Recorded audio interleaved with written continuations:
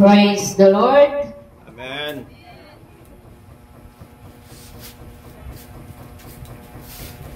Nembag nga rabi tayo amin kakabsat. Iday tayo nga kanito, kiaman tayo manan iti gundaway tayo magdengag, dagiti napatad na sasaw iti apo. God is good! All the time. And all the time. God is good. Amen. Praise the Lord.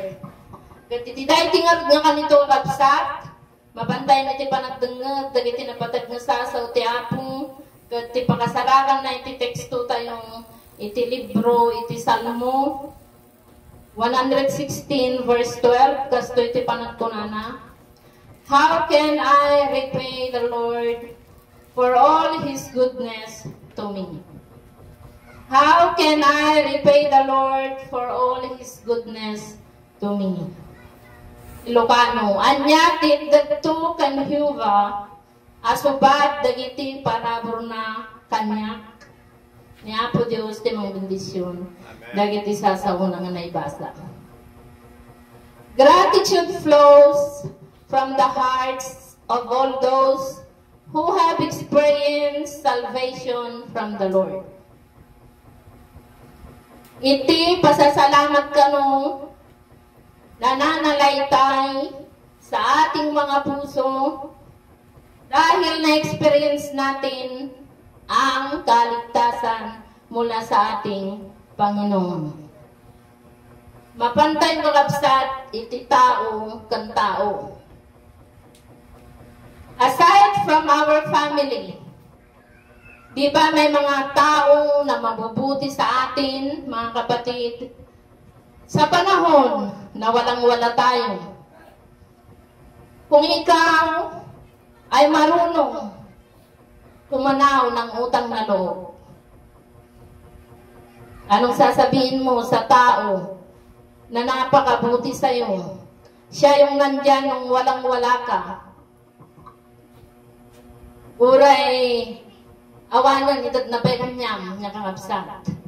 Di ba dati aramatan niya Apo Diyos, nga kasjay, nga pasat dagiti pamilya tayo, no saan dagiti kakabagyan, no saan dagiti gagayam tayo. Di ba ang sabi natin sa tao na to, paano kaya akong makakabawi sa'yo?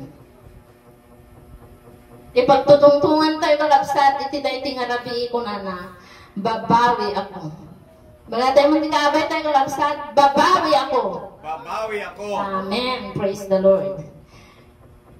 Iti taong kakabsat nga nakaaramidam, iti nasayaat na imbag, natulungan. Amuna, iti tumanaw, ti utang na loob. Agserbiyak kanyang, kaya't kulang nga makasubalit kyan ka. Diba? Yung mga tao na marunong tumanaw. Ngunit, ikaw na yung tumulong, ikaw na yung nagbigay, ikaw pa yung nagsakripisyo, at ginawa mo na ang lahat para sa ikay bubuti ng kapwa mo. Pero, minsan ka lang nagkamali at hindi mo napagbigyan. Wala na yung nagawa mong kabutihan. Parang mga message sa cellphone, pag pindot mo ng delete, burado ng lahat. Ang bilis-bilis, mga kapatid, i-Facebook na kabaya, niya kakabsat. That is the reality of life. Nga mapaspasamag kadagito, nga naaldaw kakabsat. Ngunit para sa akin, mga kapatid, nakatulong man, nagsakripisyo man, ngam ko na, at least, nakatulong ako. Amen? Babaan mo ng mga asasahanan nga agsubalit ngam niya po Diyos ang maturo. Aglalo kakabsat, no sika, katagserservi ka, kanya po Diyos. Amen? Amen. Amen. Punta naman, tapos na yung tao sa tao. Ano? Punta naman tayo sa tao at sa gobyerno. Ngayon, kung ikaw ay isang scholar at pinaaral ka ng sangay ng gobyerno, for example, Department of Health,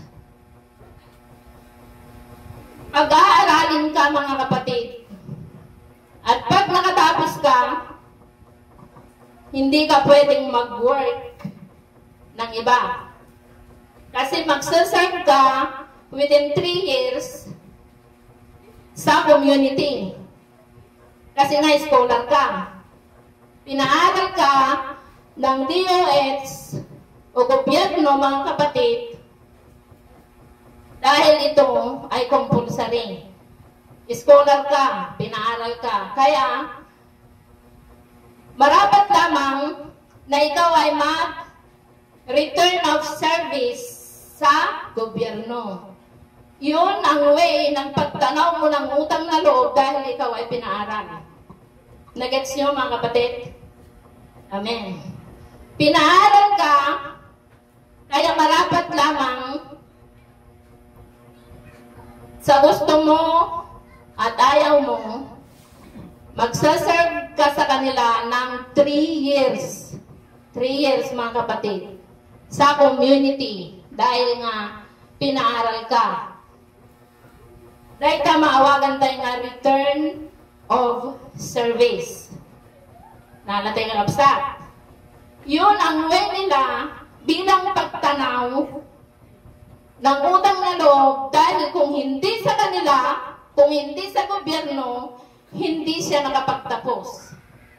Kaya magre-return of service ang scholar na ito bilang pasasalamat sa gobyerno. Pero may mga iba mga kapatid na ayaw na nilang iwan. Diba? Ayaw na nilang iwan habang buhay na nila tatanawin ng utang na loob. Dahil habang sila ay nabubuhay, sila ay magsisilbi sa gobyerno. Ngayon, mga kapatid, paano naman ang tao at Diyos? Ang sabi ng teksto natin, how can I repay the Lord for all His goodness to me? Mabuti bang Diyos sa buhay niyo mga kapatid? Amen. God is good. Amen. Napakabuti ng ating Diyos, mga kapatid, sa ating mga buhay. Kung tutusin, hindi niya kailangan ang serbisyo ng tao. Amen? Dahil siya ay Diyos. Ang tao, pag walang Diyos, hungkag ang buhay. Chaos, awan turnos na kalabsa. Ngunit ang Diyos ay Diyos. Ni Aling David, mga kapatid, naranasan niya ang kabutihan ng ating Diyos. Kahit anong kahinaan niya, kahit anong pagkakamali niya, pinaranas ng Diyos kay Haring David na siya ay mabuti sa kanyang buhay. Kaya nagtanong si Haring David, how can I repay the Lord for all His goodness to me?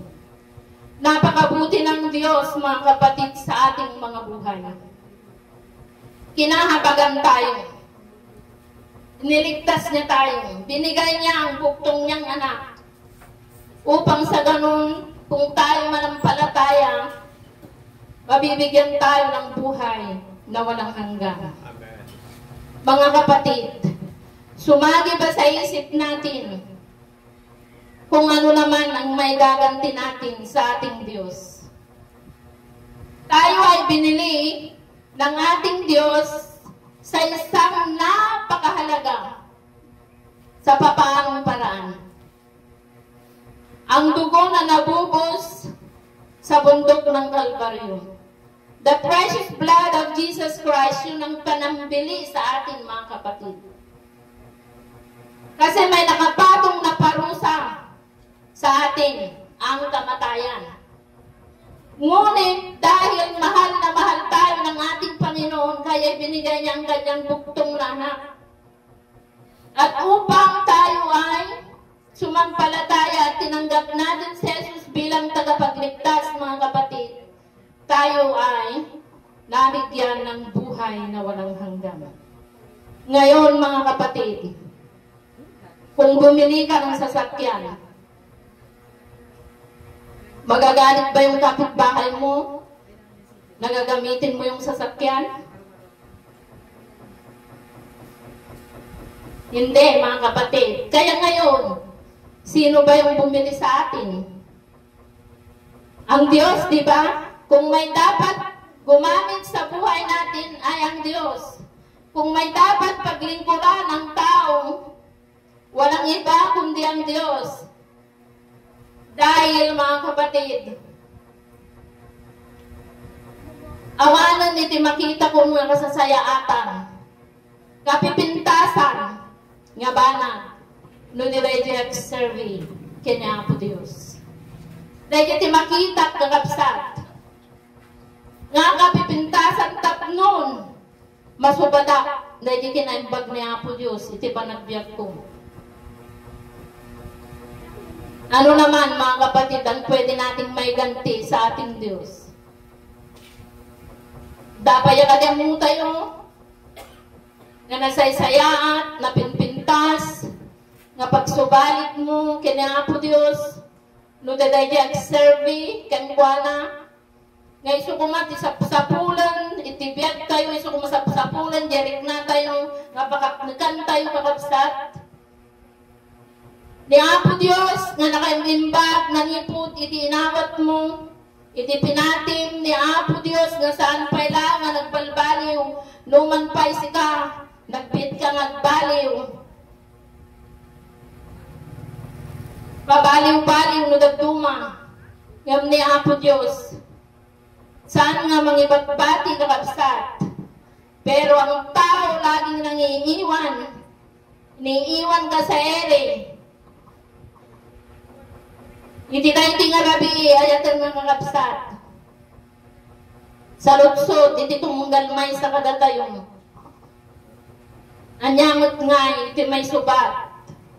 May subat tayo. Ikinaimbag ni Apo Diyos.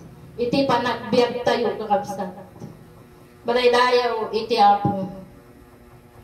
Kaya mga kapatid, sa gabing ito, sa katatapos na concert, mga kapatid, nakita namin ni Pastora Marivic kung paano kumilos ang Santo Espiritu sa gabing iyan. Kaya napakaganda ng plano ng Diyos sa Bali Church. At kung hindi naman, wala naman tayong magagawa, mga kapatid, kung hindi tayo binigyan ng Diyos ng napakasipag na bishop natin. Di ba, mga kapatid? Kung hindi niya tayo binigyan ng leader, mga kapatid, na napakasipag, talagang binibigay niya yung best niya para lang mapangiti niya ang ating Panginoon, mga kapatid. Dahil ang tinanggap niya ay ang ministry ng ating Panginoon. Kaya sa gabing ito, tunay nga, mga kapatid, napaluwa kami ni Pastor Marivic sa gabing iyan. Dahil kung Lord, kung hindi mo kami inalis sa aming comfort zone, wala pong ganito na mangyayari. Kaya sa gabing ito, mga kapatid, tayo ay magkaisa. Umpisa pa lamang ito, mga kapatid. Dahil greater things are yet to come. Amen. Amen. Walang iwanan. Anyaman, ti estado, ti panagbiag tayo, kakabsat. Huwag pabayaan ang ministry. Tanungin natin si Lord sa gabi nito, mga kapatid. Lord, anong pwede kong maitulong? Anong pwede kong gawin bilang pagganti sa kabutihan mo sa amin? Help me, Lord, na maging part ng ministry kung natay kalapsat. Kunuray pa'y kadatay amin na nakapada sa kinaimbag ni Apo Diyos. Sa mga nagdaang mga araw, kung hindi natin nagawa, o kung yung pakiramdam natin kulang pa yung servisyo natin, sabihin natin, Lord, tulungan mo akong bumawi. Amen. Amen. Lord, babawi ako. Amen. I want to serve you for the rest of my life. Manulang, apay manupay at ibiyag tayo kakapsat, manupay at itawon tayo. Ngamu tayo.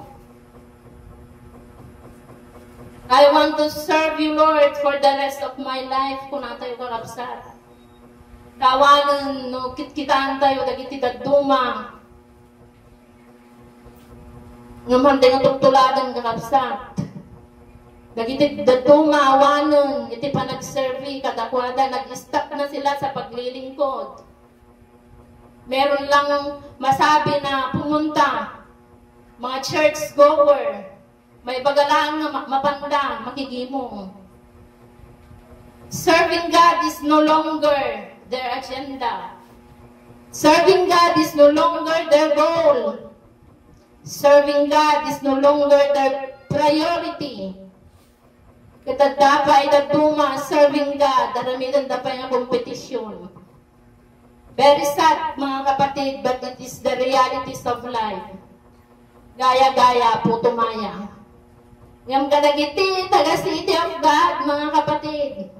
Mga tunay na genuine na anak ng Diyos. Marunong tayong tumanaw ng utang na loob. Sa mga tao, sa mga kapwa natin, sa community natin, yung gangrunan na dahil di Diyos nga iso, nga nangayayat, iti tumunggal, may sa kadaktayon. Nang nangruna nga pagserbyam, dahil Apo, nga iso, nga nangayayat ken ka, iso nga hanga nangibati ken ka, iti Diyos nga mangted dagiti suamin, nga kasapulam, ang aming nga pagayatam. Iti Diyos mangted kadagiti suamin nga kasapulan, haba dagiti pagayatan kakabsat. Isod ka po na kakabsat, nga iti dayti nga rabi, dahito iti ibatik ka na kayo, kakabsat, how can I repay the Lord for all His goodness to me? Madaydayo iti Apo, kat kunatayo Lord, babawi ako purihin ang ating Panginoon. Hallelujah. Kat iti dayti nga rabi, dawatit nga dumagdag tayo kakabsat, dagiti sasaw ti Apo, kantaan tayo the greatest thing in all my life, kat iyakot guntong kini Pastor. Hallelujah. Hallelujah. We give you glory, O God. Hallelujah. Yes, Lord. The greatest thing in all my life is serving you, O God. Hallelujah. Hallelujah. Hallelujah. Greatest thing in all my life is serving you. The greatest thing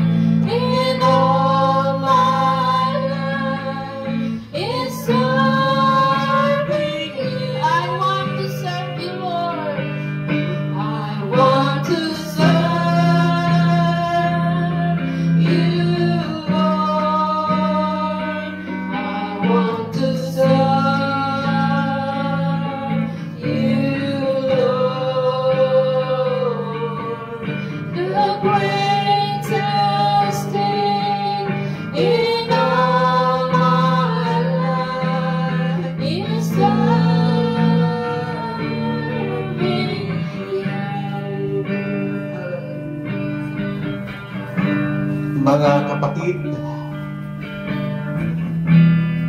may isang hari ng Israel.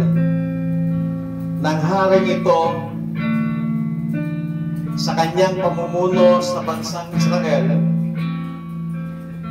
naranasan niyang lahat ng katapatan, naranasan niyang lahat ng kabutihan ng Panginoon sa kanyang buhay. Sa ilalim ng kanyang pamumuno, naranasan niya kung paano siya sinamahan ng Panginoon. Dahil ang mamuno sa isang bansa ay hindi ganon kadali. Pero si Haring David, naranasan niya. Kaya nagtanong siya sa kanyang sarili. Ang tanong niya sa kanyang sarili, how can I repay for all the benefits that you have given to me?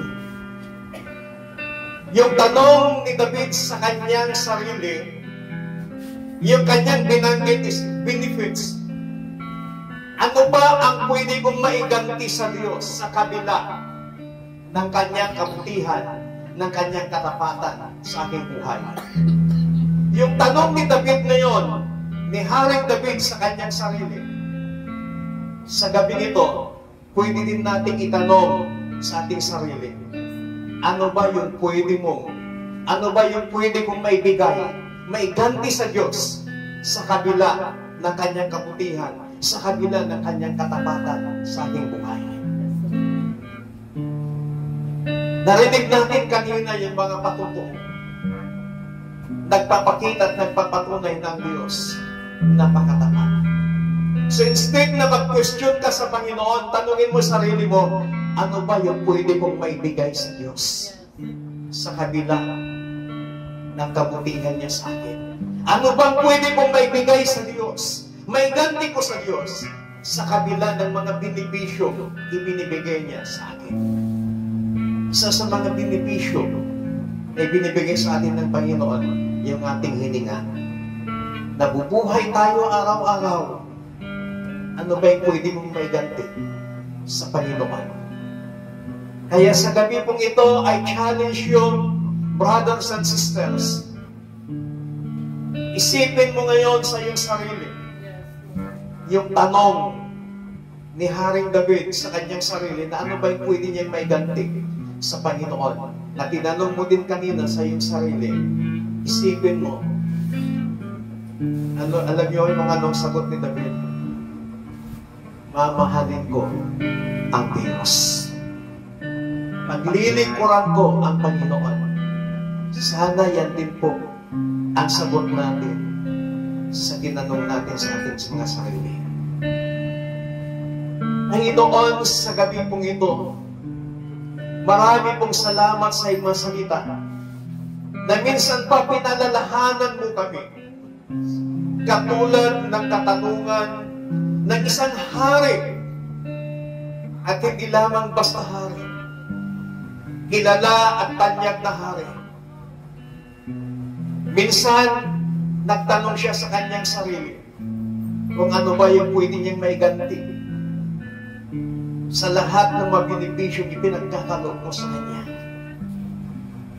At yung sinagot din niya sa kanyang katanungan, mamahalin ka niya, paglilingkuran ka niya, Panginoon. Sana yan din po ang desire ng bawat isa sa amin na sa kabila ng aming mga kahinaan, sa kabila ng aming mga pagkukulang, still you are good to us. Nananatili kang tapat, nananatili kang mabuti sa amin, Panginoon. Ang dami naming mga pagkukulang sa iyo. Ang dami naming mga pagkakamali sa iyo, Panginoon. Pero yung katapatan mo, yung kabutihan mo, patuloy mong ipinaparanas sa amin. Kaya sa gabing ito, Panginoon, mamahalin ka namin habang kami nabubuhay. Paglilingkuran ka namin, Panginoon, at paparangalan ka sa aming mga buhay. Banal na Espiritu, Patuloy kang kumilos sa buhay ng bawat isa sa amin sa gabi pong ito. Narinig po ninyo yung desire ng kanilang mga puso. Bless all our brethren in this place. Palakasin mo sila, patatagin mo sila sa kabila ng makahinaang pisikal. Dahil sa mga karamdaman, Panginoon, patuloy mong iparanas ang iyong kapangyarihan, ang iyong kagalingan sa kanilang mabuhay. In the name of Jesus.